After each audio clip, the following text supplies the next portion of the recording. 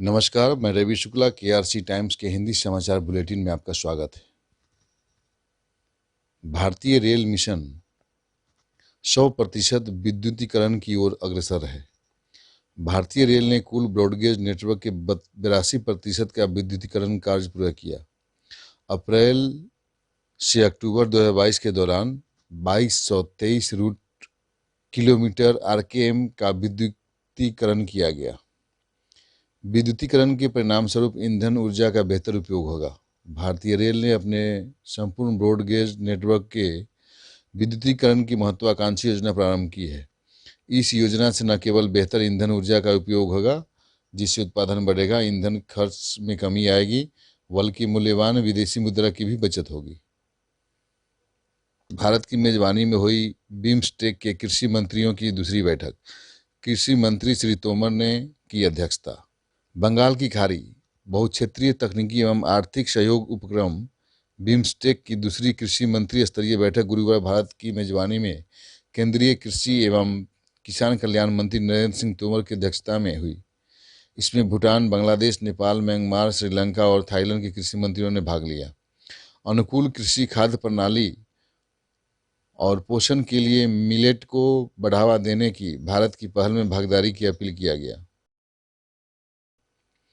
वायु गुणवत्ता प्रबंधन आयोग दिल्ली एनसीआर के वायु गुणवत्ता परिदृश्य की बारीकी से निगरानी कर रहा है।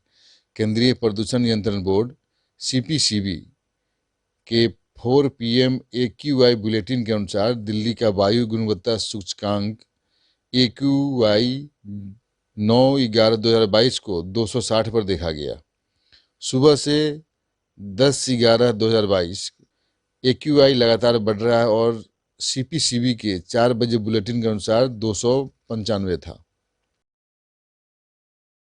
डिजी लॉकर के उपयोगकर्ता अब अपने स्वास्थ्य रिकॉर्ड को डिजिटल रूप में रख सकते हैं और उन्हें आयुष्मान भारत स्वास्थ्य खाते ABHA से जोड़ सकते हैं। डिजी लॉकर ने आयुष्मान भारत डिजिटल मिशन के साथ अपने दूसरे स्तर के एकीकरण को सफलतापूर्वक पूरा कर लिया है। यह इलेक्ट्रॉनिक्स और सूचना प्रौद्योगिकी मंत्रालय के तहत एक प्रामाणिक दस्तावेज विनिमय मंच है। डिजी लॉकर की सुरक्षित क्लाउड आधारित स्टोरेज मंच का उपयोग अब स्वास्थ्य रिकॉर्ड जैसे कि टीकाकरण, डॉक्टर के प्रिस्क्रिप्शन, प्रयोगशाला रिपोर्ट, अस्पताल से छुट्टी के सारांश आदि को रखने और इसे प्राप्त करने के लिए एक स्वास्थ्य लॉकर के रूप में किया जा सकता है। भारत सरकार केंद्र सरकार के पेंशन भोगियों के लिए डिजिटल जीवन प्रमाण पत्र को बढ़ावा देने के लिए राष्ट्रव्यापी अभियान शुरू किया है। पेंशन और पेंशनभोगी कल्याण विभाग, कार्मिक, लोक शिकायत और पेंशन मंत्रालय, भारत सरकार ने केंद्र सरकार के पेंशनभोगियों के लिए डिजिटल जीवन प्रमाण पत्र को बढ़ावा देने के लिए एक राष्ट्रव्यापी अभियान शुरू कर दिया है।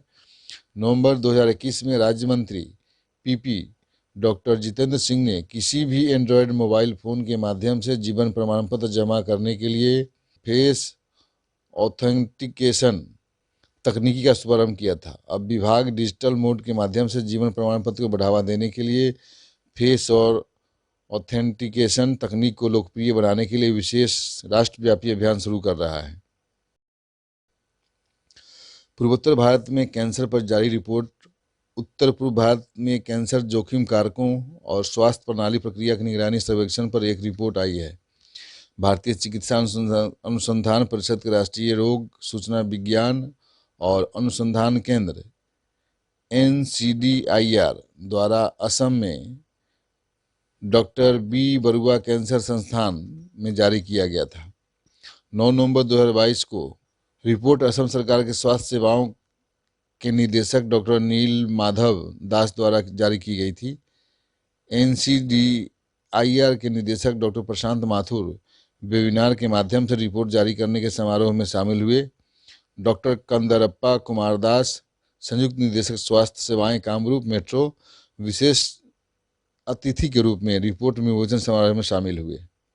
रिपोर्ट के अनुसार असम में वर्तमान तंबाकू उपयोगकर्ता की व्यापकता 48.4% थी। तंबाकू सेवन शुरू करने की औसत आयु 20.9 वर्ष थी। सर्वेक्षण में लगभग 37% उत्तरदाताओं ने घर, कार्यस्थल या यात्रा पर सेकेंड हैंड तंबाकू के धुएं के संपर्क में आने की सूचना दी। अमेरिकन कैंसर सोसाइटी के अनुसार सेकेंड हैंड धुएं को कैंसर का कारण माना जाता है। इसमें 7,000 से अधिक रसायन हैं, जिनमें कम से कम 70 शामिल है जो कैंसर का कारण बन सकते हैं। सर्वेक्षण में पाया गया कि 74.7% उत्तरदाताओं ने सुपारी और पान मसाला सेवन किया। असम राज्य में 31.13% उत्तरदाताओं में शराब की खपत देखी गई है। आज के खबरों में बस इतना ही। फिर मुलाकात होगी नई खबरों के साथ। जुड़े रहिए KRC टाइम्स के साथ। नमस्कार।